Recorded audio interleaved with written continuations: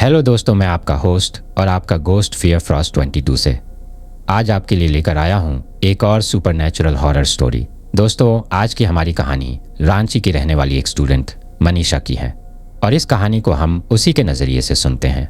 दोस्तों, मेरा नाम मनीषा है और मैं रांची की रहने वाली हूँ। पेशे से मैं एक स्टूडेंट हूँ। दोस्तों, आज की इस कहानी में आप लोगों को दोस्ती, अटैचमेंट, प्यार, धोखा, जलन और उस जलन की वजह से लिया जाने वाला बदला और बदले के पीछे छिपी एक बहुत ही भयंकर और डरावनी कहानी आपको सुनने को मिलेगी।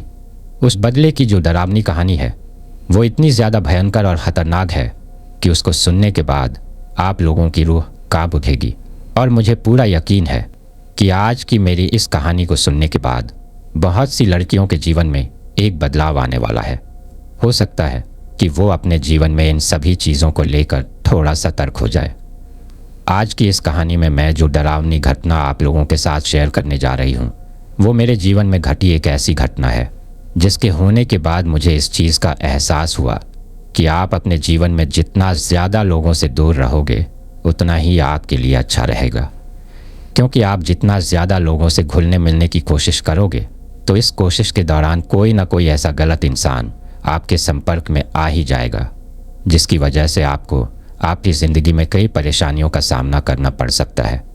और वो परेशानियाँ कोई छोटी मोटी परेशानियाँ नहीं होती हैं, बल्कि उनकी वजह से हमारे जीवन का एक बहुत बड़ा हिस्सा खराब हो जाता है और कई दिनों तक हमें एक ऐसी स्थिति से, एक ऐसे तनाव से गुजरना पड़ता है जिसका हमारे से कोई भी लेना देना नहीं होता अगर हम उस इंसान से ना मिले होते। जब वह सारी परेशानियाँ हमारे जीवन में आने लगती हैं तो हमें अपने आप पर ही बहुत ज़्यादा गुस्सा आने लगता है और हमें हमारे किए हुए पर भी बहुत ज़्यादा पछतावा होता है। हम सोचते हैं कि काश हमने ऐसा कुछ ना किया होता तो आज हमें इन चीज़ों का सामना नहीं करना पड़ता। मेरे साथ भी मेरे जीवन में आज से कुछ साल पहले कुछ ऐसा ही हुआ था। मेरी शुरुआती पढ़ाई तो रांची में ही हुई थी, लेकिन जैसे ही मैं 10वीं क्लास पास करती हूँ तो मेरे पापा का मुझे डॉक्टर बनाने का सपना था और इसी वजह से वो मेरे लिए अच्छी से अच्छी कोचिंग की तलाश में थे। उन्होंने मुझे भी कहा था कि तुम भी हो सके तो ऑनलाइन कहीं पर कोई अच्छी सी कोचिंग ढूंढ लेना, जो कोचिंग तुमको अच्छी लगेगी उसी में तुम्हारा एडमिशन करवा देंगे। अब मेरी जो कई दोस्त थीं जो कि पढ़ाई में मेरे से थोड़ी सीनियर थी, उनमें से कई लड़कियां राजस्थान के कोटा में रहकर अपनी नीट की प्रिपरेशन कर रही थीं और वो लोग कई बार मुझे फ़ोन पर वहाँ की कई रोमांचक कहानियाँ सुनाती थीं। उन कहानियों को सुनकर अब मेरे मन में भी कोटा जाने की इच्छा जागृत हो गई थी, लेकिन सिर्फ उन कहानियों को सुनकर ही मैं कोटा नहीं जाना चाहती थी, बल्कि मुझे वहाँ की कोचिंग फैकल्टी के बारे में भी जानना था कि वहाँ पर किस तरह की पढ़ाई होती है। क्योंकि मेरा कोटा जाने का सिर्फ एक ही मकसद था, अपने पापा के सपने को पूरा करना। कुछ ही दिनों की कसमकस के बाद सभी लोग ये तय कर लेते हैं कि अब मैं आगे की पढ़ाई राजस्थान के कोटा में ही करूँगी, क्योंकि कोटा एक ऐसा शहर है जहाँ देश के अलग अलग कोनों से लाखों बच्चे अपने सपनों को पूरा करने के लिए आते हैं और अब मैं भी उन्हीं लाखों बच्चों में शामिल होने वाली थी। पढ़ाई के साथ साथ ही कोटा जाने का मेरा मकसद ये भी था कि मैंने राजस्थान की कई ऐसी जगहों के बारे में कई कहानियाँ सुनी थी जो कि सुनने में तो बहुत ज़्यादा रोमांचक लगती थी, लेकिन मैं एक बार उन जगहों पर जाकर उनको देखना भी चाहती थी। इसके साथ ही राजस्थान की और भी कई कहानियाँ सुनी थी जिसकी वजह से मुझे अब राजस्थान से एक लगाव सा हो गया था और मैं वहाँ पर रहकर उसको जीना चाहती थी, उसकी खुशबू को, वहाँ की चीज़ों को और वहाँ की प्राकृतिक धरोहरों को महसूस करना चाहती थी, देखना चाहती थी। इसी वजह से मैंने प्लान बनाया कि कोटा में रहकर पढ़ाई करने के साथ साथ ही बीच बीच में जब स्टडी से मैं थोड़ा ब्रेक लूँगी तो मैं इन जगहों पर जाकर इन सभी चीज़ों को देख कर आ सकूँगी। इसके बाद मेरे पापा मेरा कोटा में एक कोचिंग में एडमिशन करवा देते हैं, लेकिन कोटा में कोचिंग में एडमिशन करवाना जितना आसान होता है उससे कई गुना ज़्यादा कठिन वहाँ पर रहने के लिए कोई अच्छी सी जगह ढूंढना होता है। कोटा में रहने के लिए वैसे तो कई हॉस्टल बने हुए थे, लेकिन क्योंकि मैं मेरे घर में शुरू से ही अकेली रही हुई थी, इसीलिए मैंने मेरे पापा को साफ साफ कह दिया था कि मैं किसी भी हॉस्टल में नहीं रहूँगी, क्योंकि मुझे शुरू से अकेला रहने की आदत थी और हॉस्टल में इतने सारे बच्चों के बीच में अपने आप को एडजस्ट नहीं कर पाऊँगी। अब क्योंकि मेरे पापा ठीक ठाक पैसे वाले हैं तो उन्होंने मुझे कोटा में ही मेरी कोचिंग के पास में एक अच्छा सा फ्लैट दिलवा दिया और उस फ्लैट का रेंट भी अच्छा खासा था। लेकिन पापा ने कहा कि मुझे तेरे को सिर्फ डॉक्टर बनते हुए देखना है, इसके लिए चाहे मुझे तेरे ऊपर कितना ही खर्चा करना पड़े। अब पापा मुझे उस फ्लैट में सेट करके वापस चले जाते हैं। अब इतने बड़े फ्लैट में मैं अकेली ही रहती थी, लेकिन धीरे धीरे अब मेरी कोचिंग में मेरी कई दोस्त बन गई थी और उन्हीं में से एक दोस्त थी जिसका नाम प्रिया था। प्रिया की और मेरी शुरू से ही काफ़ी अच्छी बॉन्डिंग थी, लेकिन वो कई बार अपने हॉस्टल का रोना रोती रहती थी। वो मुझसे कहती थी कि यार मेरा वाला हॉस्टल बहुत ख़राब है, वहाँ पर ना ही तो खाना अच्छा मिलता है और ना ही पढ़ने के लिए लाइब्रेरी है, जिसकी वजह से मुझे पढ़ाई में भी बहुत ज़्यादा डिस्टर्ब होता है। जब उसने मुझे ऐसा कहा तो मैं उससे कहती हूँ कि यार प्रिया, तुम मेरे साथ मेरे फ्लैट पर ही क्यों नहीं रहती? तो अगर वहाँ पर रहेगी तो मेरे लिए भी थोड़ा ठीक रहेगा और जो फ्लैट का रेंट है वो भी हम लोग आधा आधा पे कर देंगे। जब प्रिया ने मेरे मुंह से ये बात सुनी तो वो भी बहुत खुश हो गई और वो मुझसे कहती हैं कि ठीक है, मैं आज ही अपने घर वालों से बात करके तुझे शाम को फ़ोन पर बता दूंगी। जब उसने मुझे ऐसा कहा तो मैं भी उससे कहती हूँ कि ठीक है, मैं भी आज ही मेरे पापा से बात कर लेती हूँ। और जब हम दोनों ने ही अपने घर वालों से बात की तो हम दोनों के ही घर वाले काफ़ी ज़्यादा खुश थे। वो इसलिए खुश थे कि दो दोस्त एक जगह पर रहे तो अच्छा ही है। इसके बाद प्रिया मेरे पास ही आ जाती हैं और वो वहीं पर रहने लगती हैं। अब यहाँ तक तो कहानी में सब कुछ नॉर्मल चल रहा था, लेकिन अब धीरे धीरे आगे जो कुछ भी होने वाला है उसको आप दिल थाम कर सुनते जाइए, क्योंकि आगे जो कुछ भी होगा वो बहुत ही ज़्यादा खतरनाक और डरावना होगा। दरअसल जब से मैं कोचिंग में जाने लगी थी तभी से मेरी क्लास में एक लड़का था जो कि मेरे ऊपर बहुत ज़्यादा लाइन मारता था, लेकिन मैं उसे शुरू से ही इग्नोर करती थी। लेकिन कुछ ही दिनों बाद जब हमारे मॉक टेस्ट हुए और जब उन टेस्टों के नंबर आए तो पूरी क्लास में वो जो लड़का था जो मेरे ऊपर लाइन मारता था उसके सबसे ज़्यादा नंबर आए थे। जब उसके टेस्टों के नंबर की अनाउंसमेंट टीचर ने क्लास में की तो उन नंबरों को सुनकर मुझे इतना तो समझ में आ गया था कि ये लड़का कोई छपरी तो नहीं है, बल्कि अच्छा खासा पढ़ाई करने वाला है। इसके बाद उसी दिन जब क्लास खत्म होती है तो मैं क्लास के बाहर खुद से चलकर उससे मिलने जाती हूँ। तब वो वहीं कोचिंग के बाहर ही खड़ा हुआ था और उसी दिन से हमारी थोड़ी थोड़ी बातचीत शुरू होती है और कुछ ही दिनों बाद हमारी अच्छी खासी दोस्ती हो जाती है। इस दौरान मुझे उसका नाम पता चलता है। उस लड़के का नाम प्रदीप था। अब दोस्ती होने के बाद प्रदीप मेरे फ्लैट पर भी आने जाने लगा था और फ्लैट पर अब हम तीनों लोग एक साथ बैठकर ग्रुप स्टडी किया करते थे। अब ग्रुप स्टडी करते करते ही मुझे इस चीज़ का बिल्कुल भी अंदाज़ा नहीं था कि प्रदीप के मन में आगे भी कुछ चल रहा है और थोड़े ही दिनों बाद कुछ ऐसा होता है जिसको सुनकर मैं बहुत ज़्यादा चौंक गई थी, पर थोड़ी बहुत अंदर से खुश भी थी। दरअसल कुछ ही दिनों बाद फरवरी का महीना आता है और जैसा कि आप जानते हैं कि फरवरी के महीने में शुरू से लेकर 14 फरवरी तक क्या क्या चलता है। जब 14 फरवरी को वैलेंटाइन डे था तो उस दिन प्रदीप मेरे फ्लैट पर आता है, लेकिन उस वक्त मेरी फ्रेंड प्रिया वहाँ पर नहीं थी। वो अपना कुछ सामान लाने के लिए मार्केट गई हुई थी और उस वक्त जब प्रदीप मेरे फ्लैट पर आता है तो वो मुझे प्रपोज करता है और उसको इस तरह से घुटनों के बल बैठकर मुझे प्रपोज करता हुआ देखकर मैं एक पल के लिए तो शॉक हो गई थी, लेकिन कहीं ना कहीं मैं अंदर से खुश भी थी क्योंकि मैं भी प्रदीप को बहुत ज़्यादा पसंद करती थी। अब मैं उसके प्रपोजल को एक्सेप्ट तो कर लेती हूँ, लेकिन उस वक्त मैं उससे कहती हूँ कि मैं यहाँ पर अपने पापा के सपने को पूरा करने के लिए आई हूँ और इस चीज़ की वजह से मैं अपनी पढ़ाई में बिल्कुल भी डिस्टर्बेंस नहीं चाहती हूँ। तो प्रदीप मुझसे कहता है कि जिस तरह से तुम अपने पापा से वादा करके आई हो उसी तरह मैं भी अपनी माँ से वादा करके आया हूँ और उनसे कहकर आया हूँ कि अब वापस घर पर आऊँगा तो डॉक्टर बनकर ही आऊँगा। इसीलिए हम दोनों एक जगह पर एक साथ रहकर अपने इस मकसद को और भी ज़्यादा आसानी से पा सकेंगे। अब पढ़ाई में तुम जितना हो सके मेरी मदद कर देना और मुझसे जितना हो सकेगा मैं तुम्हारी मदद कर दूंगा और इस तरह से हम दोनों थोड़ा जल्दी अपने इस मकसद में कामयाब हो सकेंगे। इसके बाद होता भी कुछ ऐसा ही है।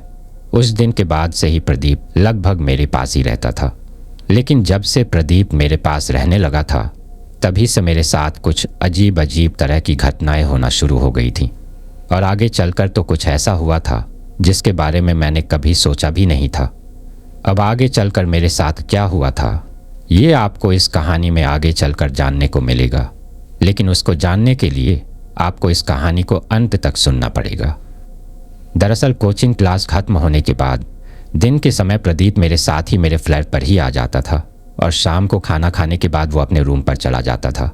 लेकिन जब से वो इस तरह से रोज़ाना मेरे साथ रहने लगा था, तभी से मैं कुछ ऐसी चीज़ों को महसूस कर रही थी जो कि बिल्कुल भी नॉर्मल नहीं थी।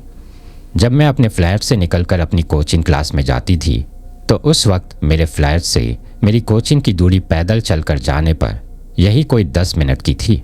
लेकिन अब उस 10 मिनट की दूरी को तय करना भी मेरे लिए बहुत ज़्यादा कठिन हो गया था, क्योंकि जब मैं और प्रिया कोचिंग जाते थे तो उस वक्त पता नहीं मुझे ऐसा लगता था कि जैसे कोई हम दोनों के पीछे चल रहा है और वो लगातार हमारा पीछा कर रहा है। जब मुझे यह एहसास होता था तो मैं बार बार पीछे पलट कर देखती थी, लेकिन मुझे मेरे पीछे ऐसा कोई भी इंसान दिखाई नहीं देता था। जब लगातार मुझे यह एहसास होता था और मैं कोशिश करती थी कि मैं पीछे पलट कर नहीं देखूंगी, ये सिर्फ मेरे मन का वहम है।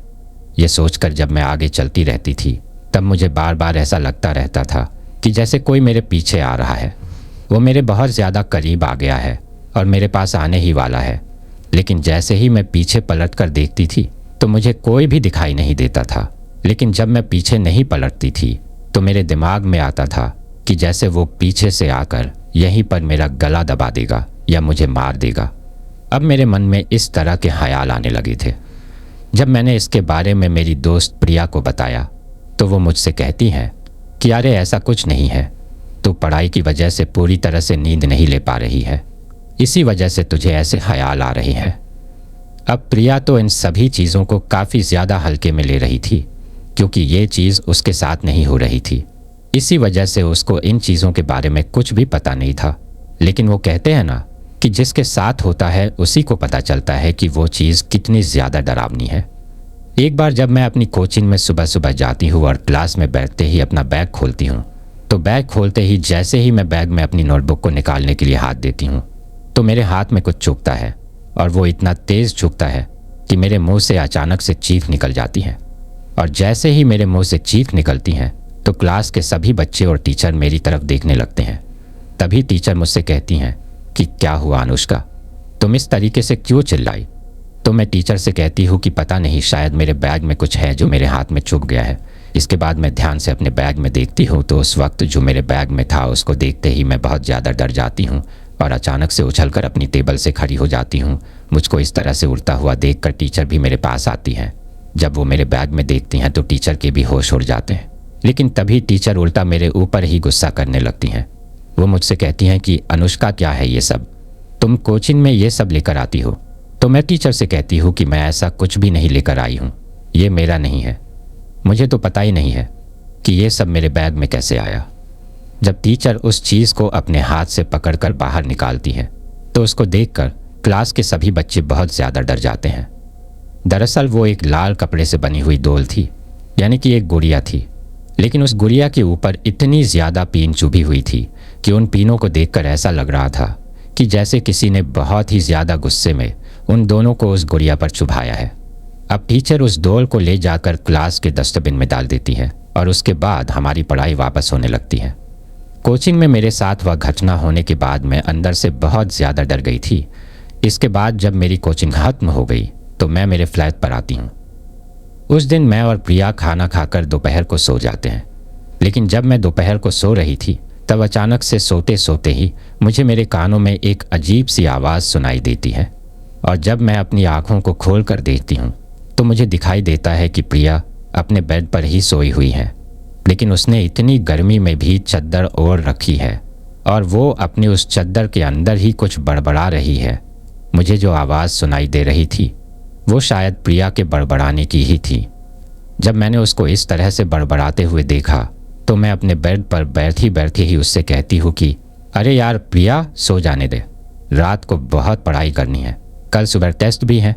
अभी मैंने उसे इतना ही कहा था कि तभी वो अचानक से ही उछलकर अपने बेड पर मेरे सामने बैठती हैं और उस चद्दर को साइड में फेंक देती हैं। मेरे सामने बैठकर वो मेरी तरफ अजीब तरीके से घूरने लगती है और फिर अचानक से ही वो जिस आवाज़ में थोड़ी देर पहले सोते हुए चद्दर के अंदर बड़बड़ा रही थी, अब उसी आवाज़ में मेरी तरफ देखकर बड़बड़ाने लगती है। लेकिन वो किस भाषा में बड़बड़ा रही थी मुझे ये बिल्कुल भी समझ में नहीं आ रहा था, क्योंकि मैंने वह भाषा पहली बार प्रिया के मुंह से सुनी थी।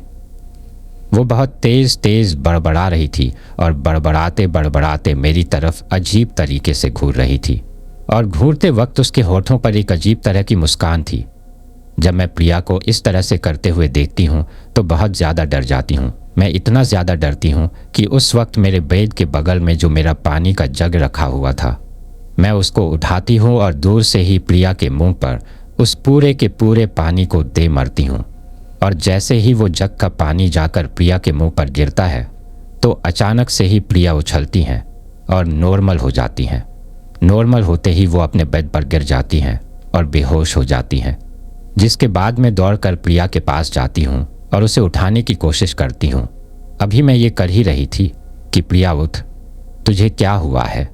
अब मैं बार बार उसके गालों पर मारते हुए उसे उठाने की कोशिश कर रही थी, लेकिन तभी वो अचानक से अपनी आंखें खोलती हैं, और आंखें खोलते ही वो अपने दोनों हाथों से मैंने मेरे गले में जो चुन्नी पहन रखी थी उसको पकड़ लेती हैं और उसको पकड़कर अजीब तरीके से मुस्कुराती है और फिर से उस आवाज़ में बड़बड़ाने लगती है।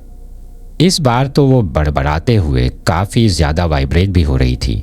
अब ये चीज़ देखते ही उस वक्त मेरे मुंह से एक जोर की चीख निकल जाती है, लेकिन जैसे ही मेरे मुंह से चीख निकलती है तो प्रिया फिर से बेहोश हो जाती है, और अब उसके बेहोश होते ही मैं अचानक से उससे दूर हट जाती हूँ और दूर हटकर उसको देखती रहती हूँ। लेकिन उस वक्त मैं इतना ज़्यादा डर गई थी कि अब मेरी सांसें बहुत तेज़ तेज़ चल रही थी। लेकिन तभी अचानक से प्रिया अपनी आंखें खोलती हैं। इस बार वो बिल्कुल नॉर्मल थी और मुझे इस तरह से ज़ोर ज़ोर से सांस लेता हुआ देखकर वो मुझसे कहती हैं, अरे अनुष्का, क्या हुआ? तू इस तरह से ज़ोर ज़ोर से सांस क्यों ले रही है? और ये मेरा बेड इतना गिला क्यों है? यहाँ पर यह पानी किसने डाला? जब मुझे पूरा यकीन हो गया कि ये बिल्कुल नॉर्मल है तो मैं उसके पास जाती हूँ और उसको अपने गले से लगाकर रोने लगती हूँ। जैसे ही मैं रोने लगती हूँ तो वो मुझसे पूछती है कि अरे ऐसा क्या हुआ है जो तू इस तरह से रो रही है?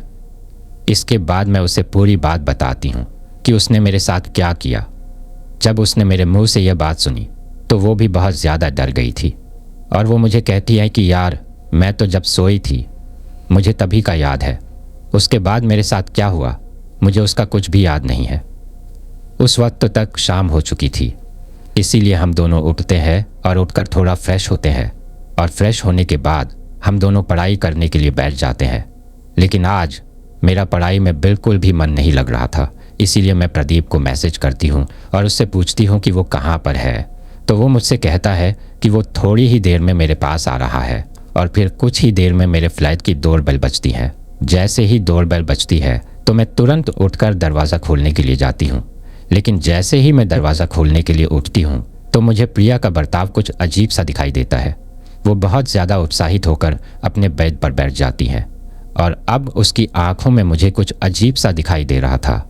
उस वक्त उसके होठों पर भी एक अलग ही तरह की मुस्कान थी, लेकिन मैं उस चीज़ को इग्नोर करके दरवाज़ा खोलती हूँ, और जैसे ही मैं दरवाज़ा खोलती हूँ तो सामने की तरफ प्रदीप खड़ा था।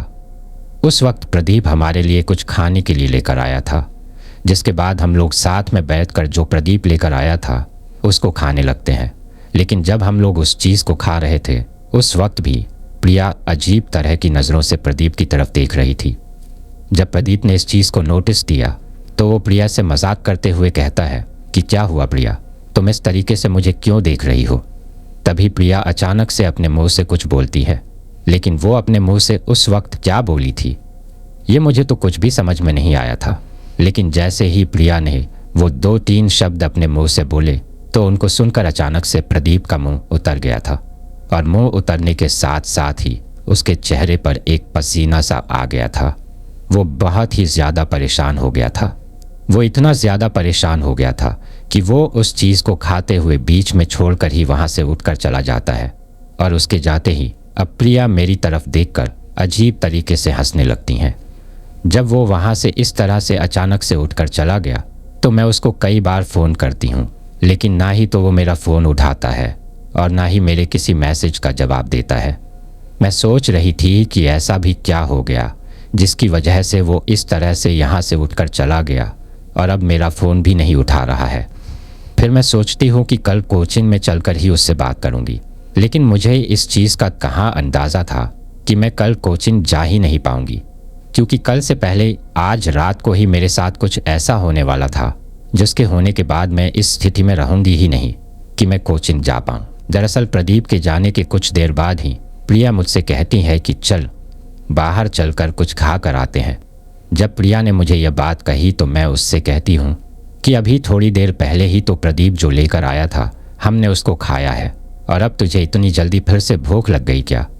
तो वो मुझसे कहती है कि भूख का क्या है, वो तो कभी भी लग सकती हैं। और उसने ये बात मुझे अजीब तरीके से बोली थी, यानी कि उसने नॉर्मल तरीके से मुझे यह बात नहीं बोली थी। तभी मैं उसे रहती हूँ कि हम लोग थोड़ी देर बाद चलेंगे। उस वक्त रात के लगभग 8 बज रहे थे। मैंने उससे ऐसा इसलिए कहा था क्योंकि जो प्रदीप लेकर आया था उसको खाने की वजह से मेरा काफ़ी ज़्यादा पेट भर गया था। इसीलिए मैंने सोचा कि थोड़ी देर बाद खाकर आएंगे तो ठीक रहेगा। इसके बाद हम लोग फिर से पढ़ाई करने के लिए बैठ गए थे, लेकिन आज मेरा पढ़ाई में बिल्कुल भी मन नहीं लग रहा था। वो इसलिए कि एक तो प्रदीप इस तरीके से यहाँ से उठकर चला गया था और अब वो मेरा फ़ोन भी नहीं उठा रहा था। उससे भी बड़ी वजह ये थी कि जब मैं पढ़ाई करने के लिए बैठी हुई थी तो प्रिया लगातार अपने बेड पर बैठी बैठी मेरी तरफ देख रही थी और वो बस मुझे घूरे जा रही थी। जब उसने मेरी तरफ इस तरह से देखना और ये सब हरकतें करना शुरू किया तो एक पल के लिए तो मेरे मन में ख्याल आता है कि कहीं इसको मुझे और प्रदीप को एक साथ देखकर जलन तो नहीं होने लगी है, कहीं ये भी प्रदीप को मन ही मन में चाहने तो नहीं लगी है। ये चीज़ मेरे दिमाग में आते ही मैं समझ गई थी कि अगर इसके मन में ऐसा कुछ चल रहा है तो फिर ये मेरे लिए एक बहुत बड़ा खतरा बन सकती है और मुझे जितना जल्दी हो सके इससे दूर हो जाना चाहिए। लेकिन तभी मैं सोचती हूँ कि मैं खुद अपने मुंह से बोलकर इसको यहाँ मेरे साथ मेरे फ्लैट पर रहने के लिए लेकर आई थी, और अब मैं इसको यहाँ से भेजूँ भी तो क्या कहकर भेजूँ?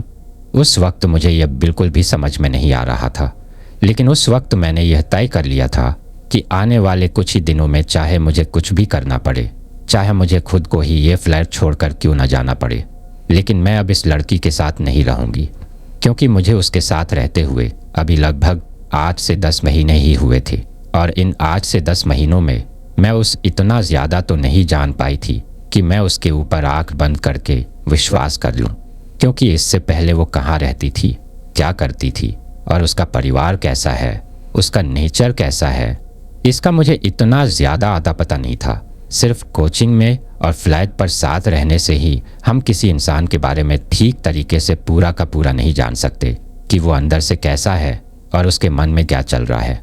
अभी मैं मेरे बेड पर बैठी बैठी ये सोच ही रही थी कि तभी अचानक से ही मेरे फ्लैट की लाइट चली जाती है, और लाइट के जाते ही जैसे ही मेरी नज़र मेरे सामने की तरफ दूसरे बेड पर बैठी हुई प्रिया की तरफ जाती है तो उसकी तरफ देखते ही मैं बहुत ज़्यादा डर जाती हूँ। उस वक्त मैं इतना ज़्यादा डर गई थी कि एक ही पल में मेरे शरीर से अचानक से पसीना निकलने लगा था, और उस वक्त जो मेरी आंखों के सामने था उसको देखकर मैं चिल्लाना चाहती थी, लेकिन उस वक्त मैं इतनी ज़्यादा डर गई थी कि डर की वजह से मेरी पूरी तरीके से घी घी बैठ चुकी थी। मैंने 1-2 बार चिल्लाने की कोशिश भी की, लेकिन मैं चाहकर भी नहीं चिल्ला पाई, क्योंकि उस वक्त मेरे गले से आवाज़ ही नहीं निकल रही थी, और मैं चिल्लाकर भी क्या कर लेती, क्योंकि वो कोई हॉस्टल तो था नहीं जो अगल बगल के कमरों से निकलकर उन कमरों में रहने वाले बच्चे आ जाते, बल्कि वो तो एक फ्लैट था, और वो भी 2nd फ्लोर वाला फ्लैट। इसी वजह से मैं चीख कर भी कुछ नहीं कर पाती।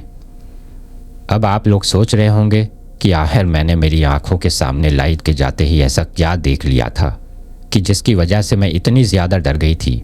तो आप लोगों को बता दूं कि जैसे ही उस वक्त हमारे फ्लैट की लाइट गई तो लाइट के जाते ही अचानक से मेरी नज़रें मेरे सामने की तरफ बेड पर बैठी हुई प्रिया पर पड़ती हैं।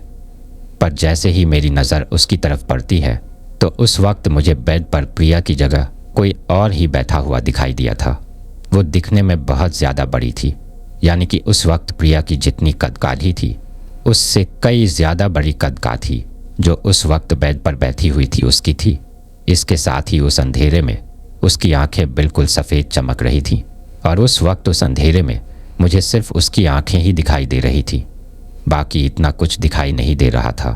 पर उसका वो इतना सा रूप ही मुझे इतना ज़्यादा डराने के लिए काफ़ी था।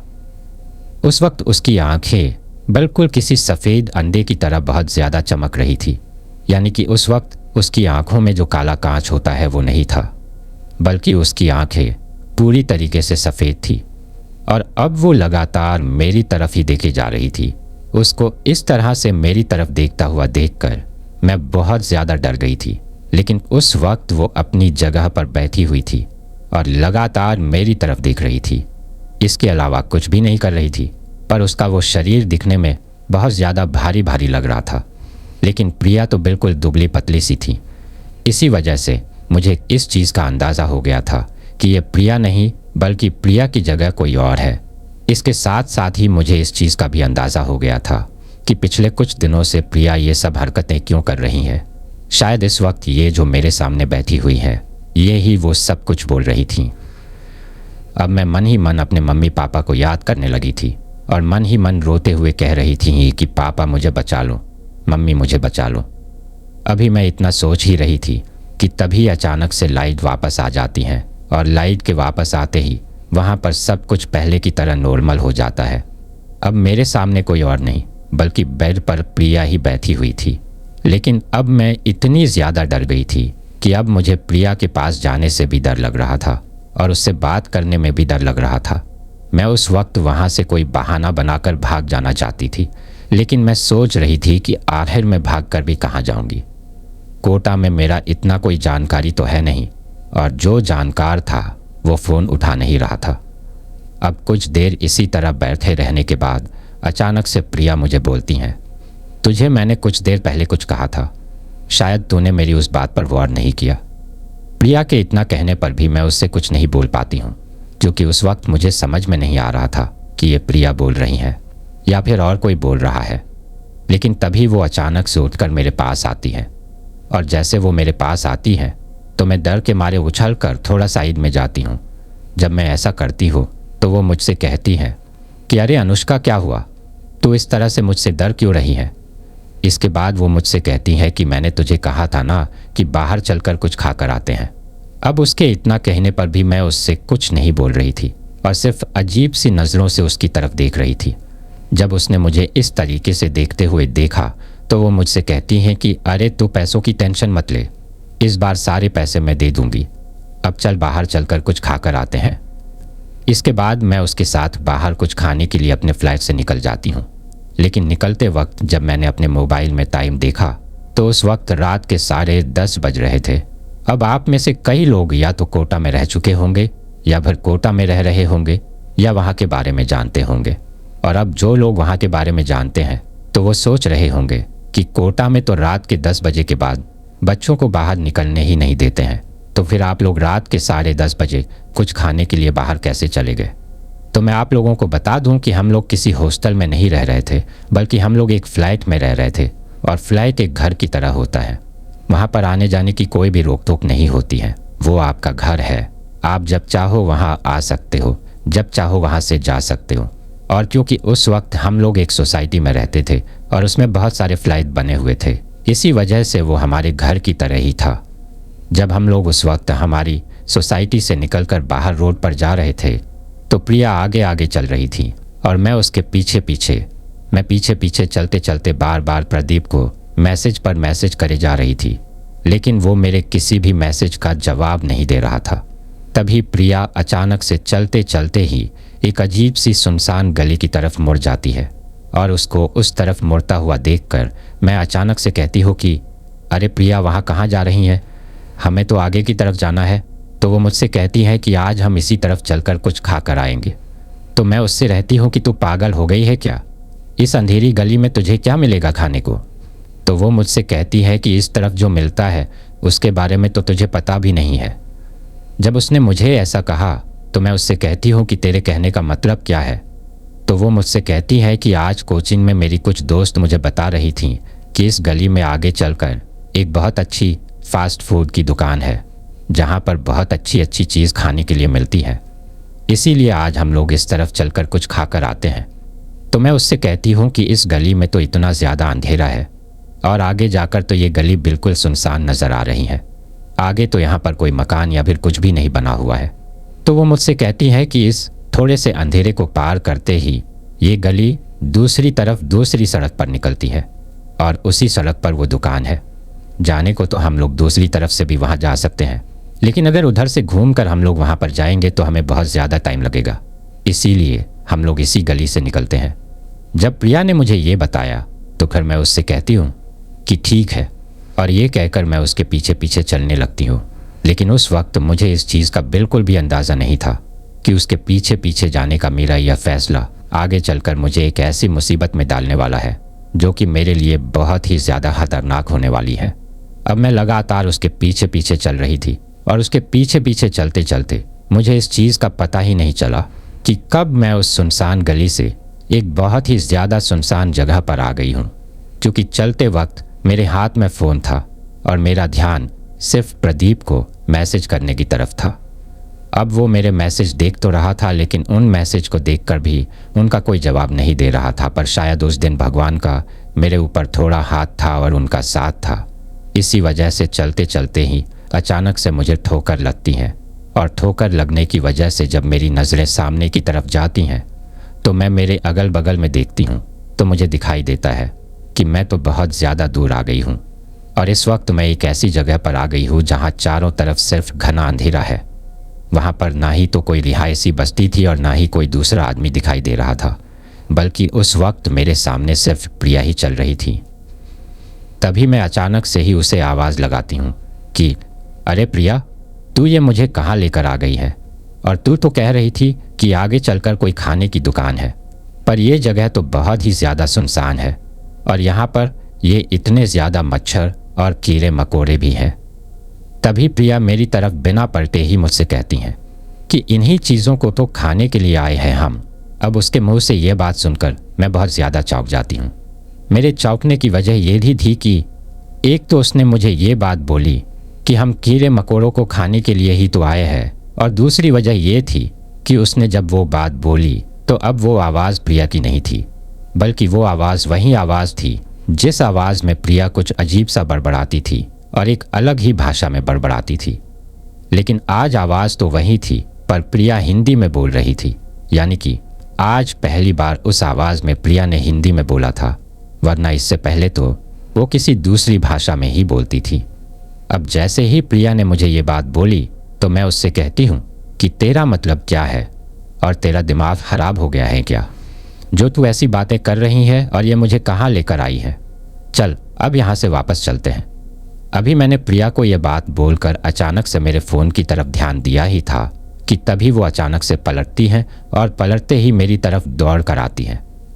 अभी वो पूरी तरीके से मेरे पास नहीं आई थी, लेकिन उसको मेरी तरफ दौड़ कर आने के बाद मुझे मेरे कानों में एक आवाज़ सुनाई देती है, और मैं अचानक से अपनी नज़रों को सामने की तरफ उठाकर देखती हूँ।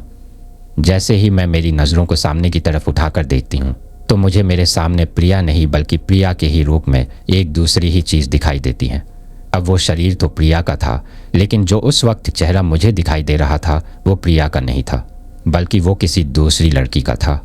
लेकिन उस वक्त वो चेहरा इतना ज़्यादा डरावना था कि उसको देखकर मैं अचानक से इतनी ज़्यादा डर रही थी कि डर के मारे मेरे हाथ में मैंने जो मेरा फ़ोन पकड़ रखा था वो भी मेरे हाथ से छूट गया था। और इस बार उसको देखते ही मेरे मुंह से एक बहुत तेज़ चीख निकल गई थी। लेकिन उस वक्त वहाँ पर चीखने का भी कोई फ़ायदा नहीं था, क्योंकि वो जगह मेन सिटी से बहुत ज़्यादा दूर थी, और उस वक्त फ़ोन में ध्यान देते हुए कब मैं वहाँ पर पहुँच गई इसका मुझे अंदाज़ा भी नहीं हुआ था। अब मेरे पास आते ही पहले तो वो लड़की अजीब तरीके से मुस्कुराती है और फिर अचानक से मेरा गला पकड़ लेती है। लेकिन उस वक्त मुझे उसका चेहरा बहुत ज़्यादा डरावना लग रहा था। उस वक्त उसका चेहरा इतना ज़्यादा डरावना लग रहा था कि उसको देखते ही शायद किसी भी आदमी को वहीं पर हार्ट अटैक आ सकता था। क्योंकि जब मैंने उसके चेहरे की तरफ देखा तो उस वक्त कुछ देर पहले जैसे मुझे उसकी आंखें दिखाई दी थीं, अब उस वक्त भी उसकी आंखें वैसे की वैसे ही दिखाई दे रही थी, यानी कि पूरी तरह से बिल्कुल सफ़ेद। इसके साथ ही उस लड़की के चेहरे पर कई जगह पर बहुत सी चोटों के निशान थे। उन निशानों को देखकर ऐसा लग रहा था जैसे किसी ने इसको बुरी तरीके से मारा पीटा हो। लेकिन उसका वो चेहरा उस वक्त बुरी तरीके से सड़ा हुआ और गला हुआ था। उस वक्त वो इतना ज़्यादा गला हुआ था कि जब वो मेरा गला पकड़कर मेरी तरफ अजीब तरीके से गुर्रा रही थी तो उस गुर्राने की आवाज़ के साथ साथ ही उसके चेहरे से छोटे छोटे मांस के चीथड़े नीचे ज़मीन पर गिर रहे थे। यानी कि जिस तरीके से किसी कच्चे मकान की दीवार जब भूकंप आता है तो वो धीरे धीरे झड़ते हुए नीचे गिरने लगती है, उसी तरीके से अब उस डायन की तरह दिख रही लड़की के चेहरे से वो मांस के चीथड़े नीचे ज़मीन पर गिर रहे थे। तभी वो पहली बार अपने मुंह से मेरा गला पकड़े पकड़े मुझे कुछ बोलती है, लेकिन बोलने से पहले वो ज़ोर से मेरे पैरों पर एक लात मारती है और लात मारते ही वो मुझे नीचे ज़मीन पर गिरा देती है। फिर ज़मीन पर गिरते ही वो मेरे ऊपर बैठ जाती है। अब उसने बुरी तरीके से मेरा गला पकड़ रखा था। फिर वो अपने मुंह से बोलती है कि तू प्रदीप से दूर हो जा, प्रदीप सिर्फ मेरा है, मैं प्रदीप को इस तरह से किसी और के साथ बिल्कुल भी नहीं देख सकती। अब जैसे ही मैंने पहली बार उस डायन के मुंह से ये बात सुनी तो मुझे कुछ थोड़ा बहुत तो समझ में आ गया था, लेकिन उस वक्त मुझे पूरी कहानी का पता नहीं था। तभी अचानक से ही उस डायन का विचार बदल जाता है और वो मुझसे कहती है कि तू प्रदीप का पीछा तो तब छोड़ेगी ना जब मैं तुझे जिंदा छोड़ूंगी। आज मैं तुझे यहीं पर मार दूंगी और तुझे मारकर इस कहानी को यहीं पर ख़त्म कर दूंगी। वो मुझसे कहती है कि ना रहेगा बांस और न बजेगी बांसुरी, यानी कि जब मैं तुझे ख़त्म ही कर दूंगी तो फिर तू प्रदीप का पीछा कैसे करेगी, प्रदीप का पीछा अपने आप ही छूट जाएगा। अब मुझे ये बात सुनकर बहुत ज़्यादा डर लगने लगा था कि यह डायन आज मुझे यहीं पर मार देगी। इसी बीच मैं लगातार अपने दोनों हाथों से उस डायन से अपना गला छुड़ाने की नाकामयाब कोशिश कर रही थी, लेकिन तभी मैं थोड़ी बहुत हिम्मत करती हूँ और मैंने सोचा कि मरना तो आज मुझे वैसे भी है, तो क्यों ना मरते मरते मरने से पहले ये तो जान ले कि ये डायन कौन है। इसीलिए मैं उस वक्त थोड़ी हिम्मत करती हूँ और आँख बंद करके उससे सिर्फ इतना ही बोल पाती हूँ कि तुम हो कौन। अब जैसे ही मैं उससे ये कहती हूँ तो वो पहले तो ज़ोर ज़ोर से अजीब तरीके से विलाप करने लगती है और फिर मुझसे कहती हैं कि ये बात तो तू उसी के मुंह से पूछना जिसके आगे पीछे तू लट्टू बनकर घूमती रहती है। इसके बाद वो खुद से ही मुझे अपना नाम बताती हैं और मुझसे कहती हैं कि मेरा नाम वैशाली है और अब तो यह बात उससे पूछना कि वैशाली कौन है और पूछना कि तूने वैशाली के साथ क्या किया। उसने चाहे मेरे साथ जो कुछ भी किया हो, लेकिन आज भी मैं उसे बहुत ज़्यादा चाहती हूँ। मैं भी बिल्कुल तुम्हारी तरह ही उसके प्यार में अंधी थी, लेकिन उसने जो कुछ भी मेरे साथ किया वो ठीक नहीं किया। उसकी सज़ा तो मैं उसे देकर ही रहूँगी, लेकिन आज भी मैं मेरे अलावा किसी और को उसके करीब नहीं देख सकती। पर मैं ये भी नहीं चाहती हूँ कि मेरी तरह ही किसी और लड़की की भी ज़िंदगी बर्बाद हो। जो कुछ मैंने उस वक्त सहा था वो कोई दूसरी लड़की भी सहे, लेकिन तुम्हें उससे ये सब पूछने के लिए तो मुझे तुमको ज़िंदा छोड़ना पड़ेगा।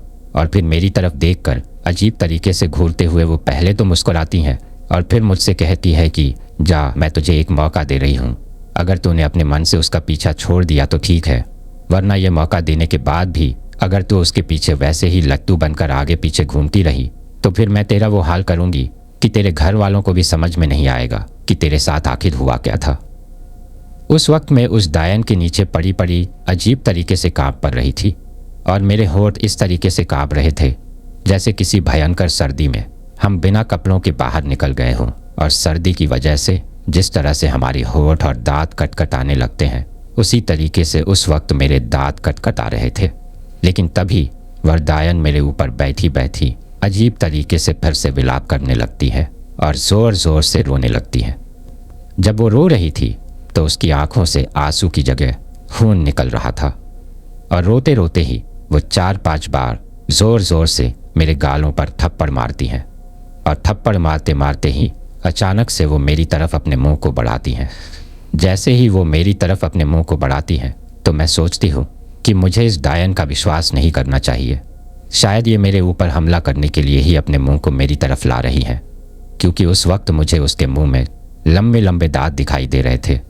अब जैसे ही वो मेरी तरफ अपने मुंह को बढ़ाती है तो मैं थोड़ी हिम्मत करके उसको एक ज़ोर का धक्का देती हूँ और उसको अपने ऊपर से साइड में गिरा देती हूँ और वहाँ से अचानक से उठकर खड़ी हो जाती हूँ। लेकिन जैसे ही मैं उसको मेरे ऊपर से साइड में गिराती हूँ तो मैं देखती हूँ कि अब उसका रूप बदल चुका है और वहाँ पर अब प्रिया पड़ी हुई थी, यानी कि अब वो डायन उसके शरीर से चली गई थी। अब जैसे ही मुझे इस चीज़ का यकीन होता है कि ये प्रिया ही है तो फिर मैं वहीं पर बैठकर प्रिया को होश में लाने की कोशिश करती हूँ और काफ़ी देर तक कोशिश करने के बाद प्रिया होश में भी आ जाती है। इसके बाद मैं प्रिया से कहती हूँ कि जितना जल्दी हो सके यहाँ से निकलो, ये जगह हमारे लिए ठीक नहीं है। लेकिन उस वक्त मैं और प्रिया इतना ज़्यादा थक चुके थे कि हम इस स्थिति में ही नहीं थे कि हम पैदल चलकर हमारे फ्लैट तक जा सके, क्योंकि उस गली से निकलकर मेन रोड पर आते आते भी हम लोग 4-5 बार नीचे ज़मीन पर गिर चुके थे।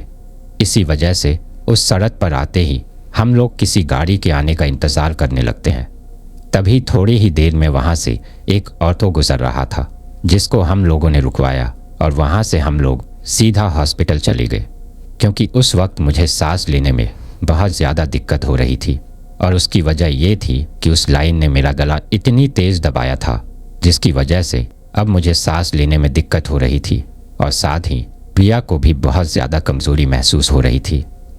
उस वक्त बाहर से तो दिखने में हम दोनों ही ठीक दिखाई दे रहे थे, लेकिन हम दोनों के अंदर जो बीत रहा था उस चीज़ को हम लोग ही महसूस कर सकते थे। तभी हॉस्पिटल में जाते ही हम लोगों को एडमिट किया जाता है और वहाँ पर जो डॉक्टर आती है वो हमको देखकर बोलती हैं कि आखिर तुम लोगों के साथ हुआ क्या है, तुम लोगों की बीपी और पल्स इतनी ज़्यादा डाउन कैसे है। तभी मैं उस डॉक्टर को तो कुछ नहीं बताती हूँ, लेकिन उस वक्त उस डायन की कही हुई वो बात मेरे दिमाग में बार बार आ रही थी। इसीलिए मैं उस डॉक्टर को मेरा फ़ोन देती हूँ और उसमें जो प्रदीप का नंबर था उस नंबर पर उस डॉक्टर को अपने फ़ोन से फ़ोन करने के लिए कहती हूँ। उसे कहती हूँ कि आप इस नंबर पर फ़ोन करके यह बोल दीजिए कि अनुष्का और प्रिया हॉस्पिटल में एडमिट है और जितना जल्दी हो सके वो हॉस्पिटल में आ जाए। डॉक्टर को लगा कि शायद ये कोई मेरा फैमिली का आदमी है, इसी वजह से डॉक्टर मेरे कहते ही प्रदीप को फ़ोन लगा देती है और अननोन नंबर से कॉल आने पर प्रदीप भी डॉक्टर का फ़ोन उठा लेता है।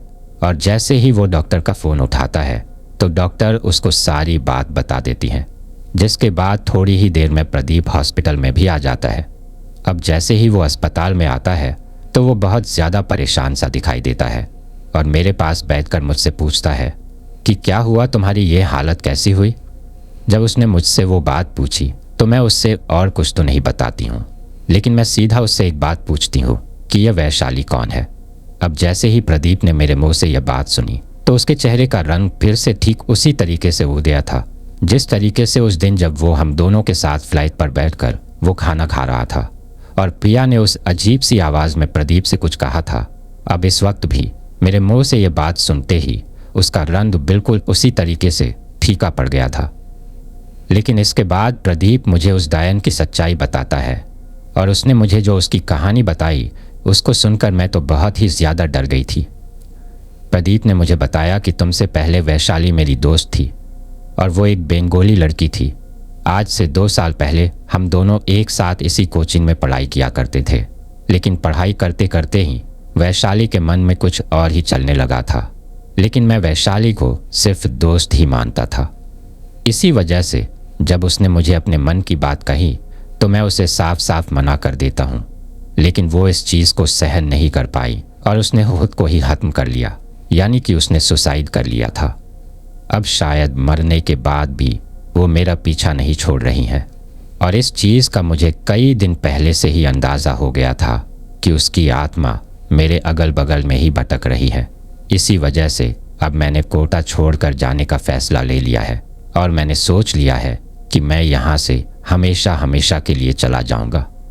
मुझको उस डायन की कहानी सुनाने के बाद प्रदीप मुझे भी यही कहता है कि तुम्हारे लिए भी यही ठीक रहेगा कि तुम भी हमेशा हमेशा के लिए इस शहर को छोड़कर चली जाओ, क्योंकि जब तक हम दोनों इस शहर में रहेंगे तब तक उसकी आत्मा हमारा पीछा नहीं छोड़ेगी। तो दोस्तों, ये थी हमारी आज की कहानी। कैसी लगी आपको ये कहानी कमेंट करके ज़रूर बताइएगा और अगर आपको ये कहानी पसंद आई हो तो इसे प्लीज़ लाइक ज़रूर कर दीजिएगा। मेरे चैनल में इसी तरह की कई और दिलचस्प कहानियाँ हैं, उन्हें भी ज़रूर सुनिएगा। और अगर आपने अभी तक चैनल को सब्सक्राइब नहीं किया है तो प्लीज़ चैनल को सब्सक्राइब ज़रूर कर लीजिएगा। आपका ये छोटा सा सहयोग हमें आपके लिए ऐसी ही कहानियाँ लाने के लिए प्रोत्साहित करता है।